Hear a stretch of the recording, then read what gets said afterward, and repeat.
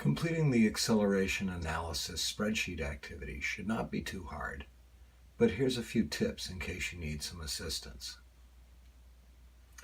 Don't forget that you have tabs at the bottom for completing your work, you have instructions, a workspace, and wrap-up questions.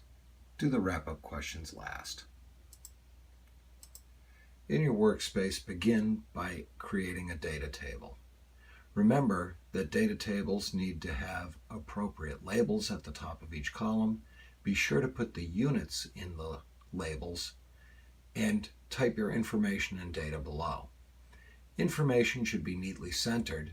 Highlight all of the data that you'd like centered and use the centering tool located in the toolbar, choosing the center function. That'll clean up the way your data looks. It's also nice to have equal rounding of all of your measurements. I'd like these measurements rounded to 2 digits to the right of the decimal point. Use the rounding tools to increase and decrease decimal places. These look like they need to be decreased, and that cleans them up to the 100th position. Once you've done this, you're ready to make a graph.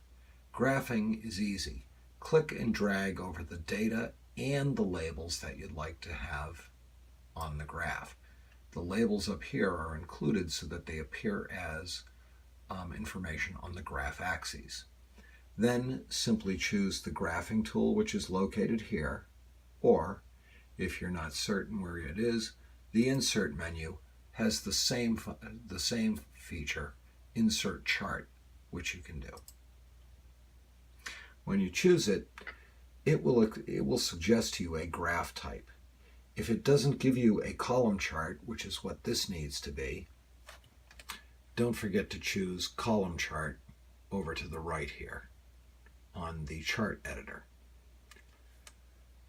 You'll want to check your chart and make certain that it has appropriate axis labels here and an appropriate title. This title is not terribly good. It's just really the 2 axes labels with the word versus. I'd love to see something a bit more descriptive.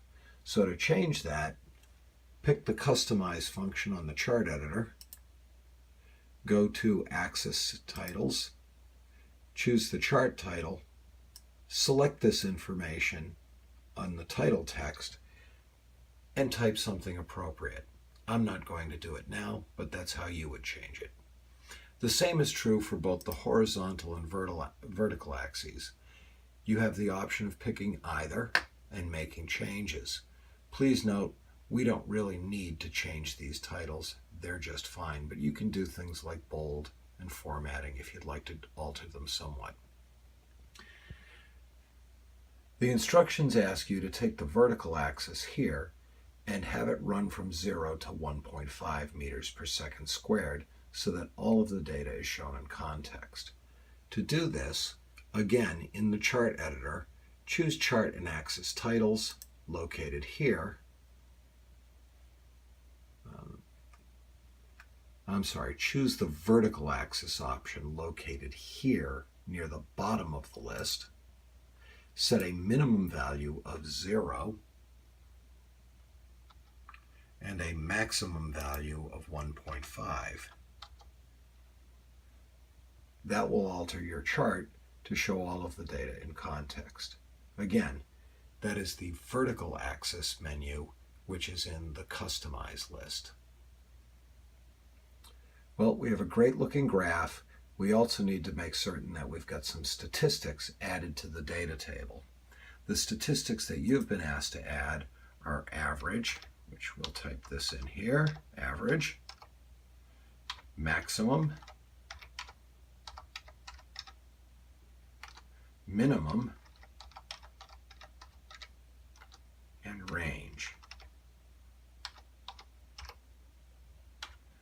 Programming these is easy. The average is programmed in the cell directly to its right. You start by typing an equal sign to indicate that you want to include a function, and then you're going to type the word average. You'll see it pop up in the list. You can choose it, or you can simply type in an open parentheses and click and drag over the data that you'd like averaged. This should be cells B9 through B19, or rather B2 through B19 as shown here. Be careful, sometimes Google Sheets will suggest a range. Make sure it actually matches the range that you want. Hit enter and you have an average. The same is done for maximum and minimum. You start with an equal sign and type the function name, which is max. You'll see it offered as an option. Click and drag over the necessary data and you're good.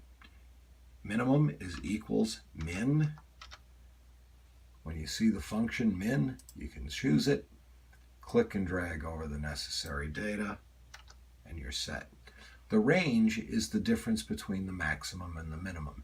Teach Excel or teach the spreadsheet to look for the maximum and minimum in the two cells above that you have programmed to find these numbers.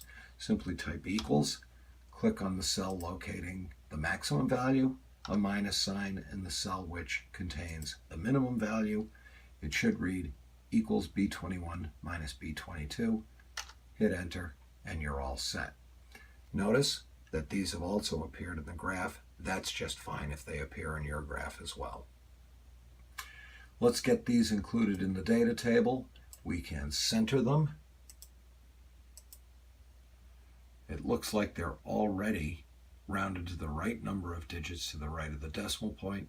But remember, you have decimal point movement tools up at the top here that allow you to do that. And we can add some borders around the entire table. Make sure that you use the bordering tool. Here you can change the color of the borders and the weight and style of the lines. We're going to use just a simple black line. And this option here, which includes both exterior and interior borders, is the way to do. And we've got a great looking data table that's ready for presentation. If you run into any problems, don't forget to shoot me an email and get a bit of assistance.